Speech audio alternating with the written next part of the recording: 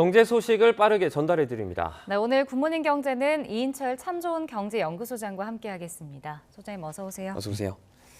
어제 휴일에 이제 추경호 경제부총리가 비상 거시경제 금융회의를 주재했습니다.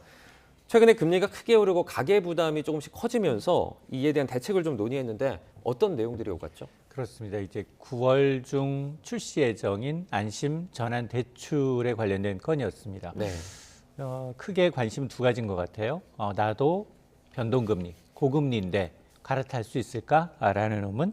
또 두 번째가 그러면 올해는 25조 원, 그리고 내년에 20조 원, 총 45조 원이 투입된다라고 하는데 이거 재원 조달 어떻게 하지?라는 의문이 들 텐데 첫 번째로 안심 전환 대출이라는 게 이제 고금리면서 변동금리를 장기 저금리면서 고정금리로 이 정책금리이기 때문에 30년 만기까지도 4%대 굉장히 안정적인 저금리 고정금리가 가능합니다.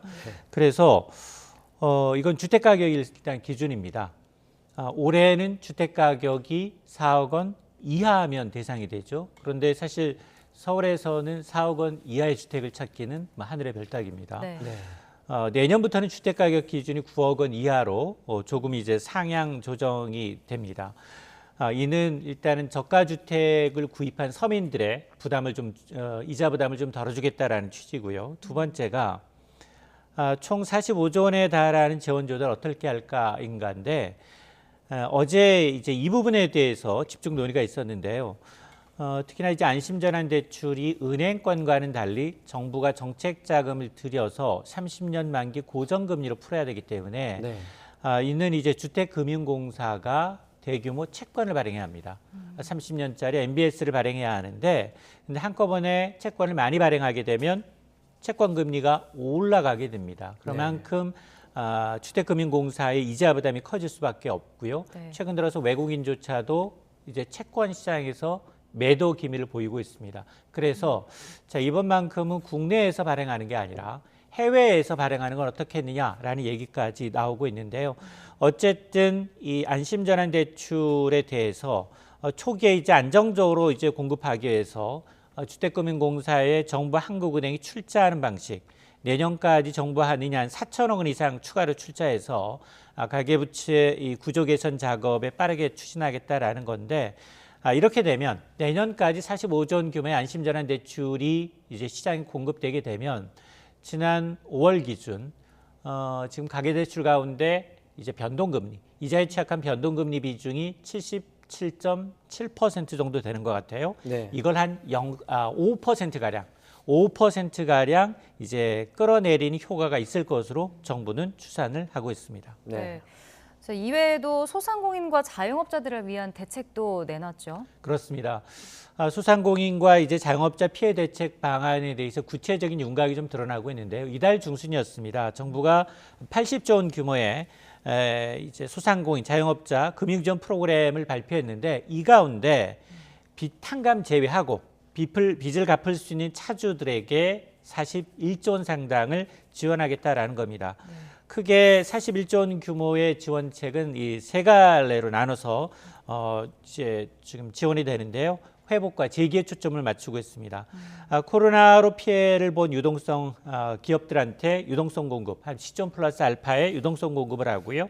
또 신용보증기금이나 기업은행을 통해서 대출금리 인하나 특례보증을 통해서 지원하는 게 하나가 있고요. 또 하나가 코로나 때문에 사업을 이제 어려움을 겪었던 분들한테 리모델링, 사업 확장 등의 한 30조 원 규모의 이제 자금 공급을 하게 되는데 정부는 이 외에 이제 고금리로 어려움을 겪고 있는 이 대출자들 8조 5천억 원 규모의 저금리 대안 상품과 또 자력으로 상환이 좀 어렵다 이런 대출자를 위해서 이제 30조 원 규모의 새 출발 기금 등에 대한 내용을 아마 다음 달 정도에 발표할 것으로 알려지고 있고 네. 시행 시기는 코로나19 특례보증 등 대부분의 자금 지원은 이제 오늘부터 시행이 됩니다만 전산 시스템 개편이 필요한 고신용자 희망대출 플러스 제도 개편 등은 다음 달부터 시행될 것으로 알려지고 있습니다. 네. 이번 주에 이제 연준의 금리 인상을 포함해서 중요한 경제 일정들이 많습니다. 어떤 것들이 있습니까? 그렇습니다. 이번 주 아마 이제 최대 변수는 미국의 FOMC 회의에 관심이 집중이 되고 있습니다. 어느 정도 시장에서는 이제 지난달에 이어서 이 두 번 연속 자이언트 스텝 0.75%포인트 금리 인상 가능성을 거의 기정사실화하고 있는데 네. 지금 그 페드 워치를 보게 되면 75 베이시스 포인트 금리 인상 가능성을 8대 2 정도로 지금 우세한 상황인데요. 네. 관건은 이렇게 압도적으로 이제 75 베이시스 포인트 금리 인상이 우세하다면 파월 의장이 9월에 어떻게 가져갈 건지에 대한 힌트가 나올 것으로 보입니다. 네. 이 가이던스를 어떻게 제시하느냐가 관건인데요. 금융시장에서는 이제 9월 회의 이후에도 인플레이션을 잡기 위해서 고강도 긴축이 이제 필요하다라는 얘기와 무슨 얘기냐? 지금까지 충분하다. 금리 가파른 금리 인상에 따른 어떤 경기 침체 우려가 커지고 있는 만큼 속도 조절이 필요하다라는 의견이 엇갈리고 있습니다. 네. 그리고 28일에는 미국 경기가 진짜 경기 침체 국면에 진입했는지 여부를 판단할 수 있는 미국의 2분기 GDP. GDP는 이제 3단계로 석 달에 걸쳐서 발표가 되는데요. 네. 처음에는 잠정치, 그리고 다음 달에는 수정치, 확정치가 발표가 되는데 이번 7월이기 때문에 잠정치가 발표가 됩니다. 네. 아마 이제 애틀란타 연방은행 총재는 이미 1분기 연율 미국 경기가 2% 넘게 마이너스 성장을 했고 2분기에도 마이너스 연율 1.6%이기 때문에 아마 본격적인 경기 침체의 어떤 시그널, 기계적으로 대입하게 되면 미국 경기가 본격적으로 경기 침체에 진입했다라는 이것을 확인할 수 있을 것으로 보이고 네. 그리고 또 한 축은 이제 증시에서 가장 큰 변수는 기업들의 실적인데요. 지금까지 실적 발표는 나쁘지 않아 보입니다. S&P 500 지수 편입 기준 한 75%가 당초 예상치를 웃돌았습니다. 이번 주가 거의 S&P 500대 기업들의 3분의 1 정도가 실적 발표를 앞두고 있어서 어닝 시즌의 피크입니다. 네. 여기에는 애플, 아마존, 마이크로소프트, 인텔 등이 아마 이제 실적 발표를 앞두고 있어서 특히 이런 기업들은 본장에서 기술주들의 실적은 본장에서 실적 발표하는 게 아니라 시간의 거래, 장 마감 이후에 시간의 거래에서 발표하기 때문에 아마 이제 본장의 상승보다는 시간의 거래에서 나스닥 선물 지수의 움직임이 아마 전 세계 주식시장에 영향을 미칠 것으로 보입니다. 네. 네. 근데 그 제닛 옐런 미 재무장관이 한 방송 인터뷰에서 뭐 현재 경기를 이 경기 침체라고 보기는 어렵다라고 좀 선을 긋더라고요. 근데 뭐 국내 총생산 성장률도 그렇게 좋지 않은데 이렇게 가능성이 있는데도 그 자신감을 좀 내비친 것 같은데 그 이유가 있을까요? 일단 그 금융당국 특히나 이제 바이든 대통령이 지난달 나왔던 이제 소비자 물가 지수에 굉장히 큰 반항을 일으켰죠. 이후에 뭐 재정 정책을 담당하든 아니면 통화 정책을 담당하든 이 따라서 연준까지 나서서 경기 침체는 없다. 그리고 이제 우리가 흔히 얘기하는 울트라 빅 스텝은 없다. 네. 1%포인트 금리 인상 안 해도 된다라는 식으로 지금 안정하는데 제닛 옐런 재무장관이 한 방송사에 출연해서 지금 얘기한 미국에서 경기 침체 징후는 보이지 않는다라고 거듭 선을 그은 이유는 예방주사 효과입니다. 네. 이번 주 워낙 큰 빅 이벤트들이 몰려 있어요. 일단 GDP는 사실상 여기 얘기하는 걸 들어보면 2분기 연속 마이너스 성장을 기록한다 해도 이 시기를 경기 침체로 규정한다면 놀랄 것이다. 그 이유는 뭐냐? 미국이 아직은 고용시장이 탄탄하다라는 거거든요. 네. 실질적으로 뭐 한 달에 한 40만 건 이상의 신규 일자리가 만들어지고 있고 실업률은 3% 중반이기 때문에 아직은 노동시장이 강력하다는 걸 근거로 해서 경기 침체는 아니다. 과거와는 다르다라는 것을 애써 강조하고 있는데 네. 그럼에도 불구하고 가장 중요한 건 앞서 제가 제롬 파웰 의장이 그러면 9월에 8월에는 FOMC가 없어요. 9월과 그리고 11월, 12월에 있는데 9월 이제 금리 인상 가능성은 어떻게 되느냐? 지금 페드 워치를 보게 되면 9월에 0.5% 빅스텝 가능성을 지금 50% 넘게 보고 있어요. 네. 여기에 5베이시스 포인트 인상 가능성은 40%로 1% 인상 가능성도 6%거든요. 네. 그렇기 때문에 과연 이걸 시장이 어떻게 받아들일 거냐가 관건이지 뭐 재정당국, 통화당국이 애써서 경기 침체 아니고 이번엔 이제 울트라 빅 스텝이 아닌 자이언트 스텝으로도 충분히 물가를 잡을 수 있다라는 근거는 일단은 이제 지켜봐야지 과연 소비자 물가 지수, 기대 인플레이션율, 생산자 물가 지수가 잡히는지를 좀 확인해야 할 것으로 보입니다. 실제로 원자재 값이나 또 에너지 가격이 조금씩 좀 떨어지고 곡물 가격 좀 급등을 멈추고 있습니다. 그러니까 이 미국의 인플레이션이 지난달, 그러니까 6월 달에 이미 정점을 찍었다. 이런 의견에도 좀 힘이 실리고 있는 것 같아요. 그러니까 두 가지예요. 그렇게 이제 원자재 가격, 곡물 가격이 하락하고 있다가 네.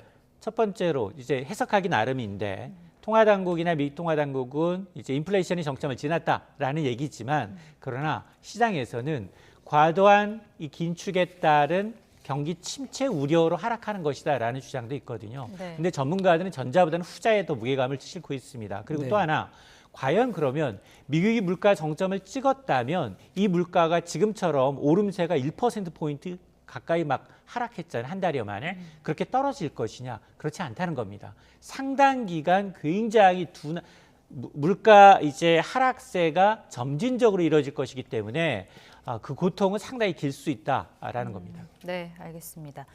자, 한국은행이 빅스텝을 밟자 이달 들어서만 시중은행 예적금에 20조 원의 뭉칫돈이 물렸다고 합니다. 이게 따져보면 거의 하루에 1조 원씩 쌓인 것 같네요. 맞습니다. 돈은 사실 금리를 따라 움직입니다. 이런 것들이 아마 가장 정확하게 그 흐름이 지금 유동성에서 나타나고 있는데요. 한은이 문 열고 처음으로 빅스텝을 단행하니까 돈의 움직임이 빨라지고 있습니다. 예금과 대출의 패턴 변화가 일어나고 있다라는 건데요. 대출은 가능한 한 이제 일정 기간 대출 금리 인상폭을 제한하는 금리 상한 대출. 이게 직전 1년 전보다도 불과 일주일 새 거의 2배 가까이 더 늘었어요. 네. 그리고 또 반면에 정기 예적금으로 빠르게 이제 시중 유동성이 이제 몰리고 있는데 지금 뭐 주식 시장도 시원치 않고요. 뭐 부동산 시장도 계속해서 좋지 않은 얘기가 나오고 있다 보니 계속해서 안전자산인 예금으로만 쏠리고 있는데요. 실제로 이제 예금 금리 하루에 뭐 앞서 말씀하셨던 것처럼 1조 원 가까운 뭉칫돈이 올려서 지난 4대 시중은행의 경우에는 거의 한 20조 원 가까이 예금, 적금이 늘었습니다. 여기에는 은행들이 이벤트도 한 건 하고 있어요. 빅스텝에 발맞춰서 뭐 최대 금리 0.2에서 0.9%포인트 올렸습니다. 우리가 뭐 여기서 소개는 해드렸습니다만 생색내기용이긴 하지만 그럼에도 불구하고 일부 이제 고금리 특판 상품에 대해서는 예금이 몰리고 있기 때문에 아마 이렇게 되면 이제 위험자산에서 돈이 빠지는 속도가 더 빨라지고 이렇게 영무늬 무부 현상은 계속해서 이제 연말까지도 이어질 수밖에 없는데 그러다 보니까 각종 이제 온라인 커뮤니티에는 주로 이런 특판 예금이 은행권에서도 있지만 상호금융, 제2금융권이 많기 때문에 이런 이제 특판 정보를 공유하는 글들이 쏟아지고 있고 이를 효과적으로 갈아타기 위해서 단기에 가입을 했다가 더 높은 금리로 갈아타는 이른바 금리 유목민 현상도 나타나고 있습니다. 네. 네. 이제 다들 힘든데 은행권만 좀 돈을 버는 이런 모양새 때문에 정부가 좀 고통 분담을 압박할 가능성도 커지고 있죠. 그렇습니다. 4대 시중은행의 이자 장사로 올 상반기 또 웃었습니다. 지난해도 웃었거든요. 네. 올 상반기 기준 역대 최대 이자이익을 냈는데요. 19조 원 가까이 이자 마진이 났고요. 금리가 많이 오른 것도 있지만 지난해와 비교하게 되면 상반기만 20% 넘게 이자가 늘었다는 겁니다. 올 들어 가계대출 증가세는 주춤해요. 그럼에도 불구하고 예대 마진, 예금 금리는 아직까지도 낮고요. 대출 금리는 여전히 가상금리를 붙여가면서 높게 받고 있습니다. 이러다 보니까 예대 마진을 늘려서 이익을 거뒀다라는 지적이 나올 수밖에 없는데 실제로 단순 계산에서 한은이 기준금리를 한 단계 베이비 스텝으로 0.25%포인트만 올린다 하더라도 네. 기계적으로 은행은 1,000억 원대의 이자이익이 발생을 하는데 지금 불과 8개월 새 1.75%가 올랐어요. 그러니까 금리 인상이라는 한은이 이제 기반을 마련해 준 셈인데 이러다 보니까 아직 한국은행의 빅스텝은 채 반영되지 않았어요. 네. 이 얘기는 하반기에도 은행들은 이제 이자 장사를 낼 가능성, 최대 실적을 낼 가능성이 높아졌다라는 건데 변수가 생겼습니다. 이복현 금감원장이 은행들의 과도한 이익 추구를 경고한 상태고요. 여기에다 김수현 금융위원장도 은행들의 사회적 책무를 좀 강조하고 있습니다. 앞으로 은행들이 계속해서 이제 금리를 더 높여서 이걸 반영해서 예금금리는 더 높이고 대출금리를 가상금리를 높이는 방식으로 이자 마진을 취한다 하더라도 대출자들의 어려움을 좀 고통 분담해야 한다라는 압박이 좀 높아질 수 있기 때문에 지금까지는 사실 생색내기였어요. 네. 대출금리 내렸다라고 보면 별로 내리지 않았어요. 실제로 수혜자는 많지 않고요. 오히려 가상금리를 더 높이는 방식으로 예대 마진을 쳐왔는데 아마 매월 예대 마진을 분기마다 그동안에 이제 은행들이 이걸 이제 은행 대입이다라는 이유로 분기마다 석 달마다 한 번씩 공개를 해왔는데 이제 앞으로 한 달마다 공개하게 돼 있거든요. 이런 걸 공개하게 되면 시중은행들 또 특히나 이제 소비자들의 금리 인상에 대한 이제 거부감이 커질 수밖에 없기 때문에 아마 이번을 좀 들여다봐야겠습니다. 네. 자, 지난주에 정부가 세제 개편안을 발표하면서 소득세를 손질할 것을 예고했습니다. 근데 보니까 연봉 1억 원 안팎을 받는 고소득 직장인이 가장 큰 혜택을 받는 것 같더라고요. 그렇습니다. 자, 유리알 지갑 이 직장인들의 소득세 개편 15년 만에 개편하면서 정부는 이제 중산층 이하 근로자들의 소득세 부담을 좀 줄여주겠다. 그래서 소득 하위 과표 구간 2개 구간을 상향 조정했어요. 네. 가장 낮은 최저소득세 6% 적용되는 1,200만 원은 1,400만 원으로 또 두 번째로 낮은 15% 세율이 적용되는 과표 구간 4,600만 원에서 5,000만 원으로. 그런데 이 과세 표준은 뭐냐? 각종 공제나 비용을 제외하고 실제로 세금을 매기는 기준이에요. 네. 그러면 가장 많은 혜택을 받는 사람이 누구냐? 말씀하셨던 것처럼 총 급여를 따져봤더니 연봉 7,800만 원에서 네. 1억 2천만 원. 이분들이 최대 83만 원의 이제 세제 혜택을 받는다라는 겁니다. 여기에는 물론 뭐 소득세 개편도 있습니다만 월 이제 식대 이제 비관세 부분도 이제 20만 원으로 이제 인상됐기 때문에 비과세 식대 한도를 포함하게 되면 가장 많은 혜택을 받는 것으로 드러나서 결국은 이게 중산층의 혜택이 돌아가는 게 아니라 고소득층한테 혜택이 더 돌아가는 게 아니냐라는 지적이 나오고 있습니다. 네. 이제 저소득층들이 누리는 세 감면 효과들을 보면요. 몇만 원 단위로 좀 크지 않은 것 같습니다. 고소득층에게 더 큰 혜택이 돌아간다. 이런 논란의 여지도 좀 나올 것 같아요. 맞습니다. 보면 총급여 3천만 원인 직장인의 경우에는 세제 혜택이 이번 개편으로 8만 원이에요. 네.